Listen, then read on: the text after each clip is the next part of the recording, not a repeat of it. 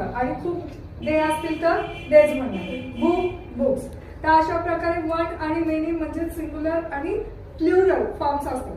तर त्याच्यामध्ये जो यस किंवा यस लावायचा असतो किंवा आणखी वेगवेगळे प्लुरल फॉर्म्स येतात. मग त्याच्यामध्ये कन्फ्युजन होतं की शेवटी काय लावायचं त्या शब्दाच्या. तर त्याच्यातला एक रूल आहे की to noun that end in yes, double s, sh, ch, x or o, we add es at the end. म्हणजे जे नाउन फॉर्म आहे त्या नाउन फॉर्मला जर एंडिंगला x, sh, o, double s, x, ch किंवा s असेल तर अशा नाउनला आपण कंपल्सरी काय ऍड करणार आहे? es. For example box, boxes, brush, brushes, tomato, tomatoes, glass, glasses, six, sixes, branch, branches, bus, buses.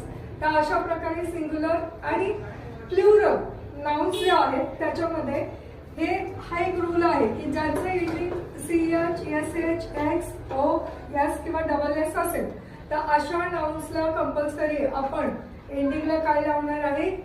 es हे सफिक्स आपण ऍड करतो. ठीक.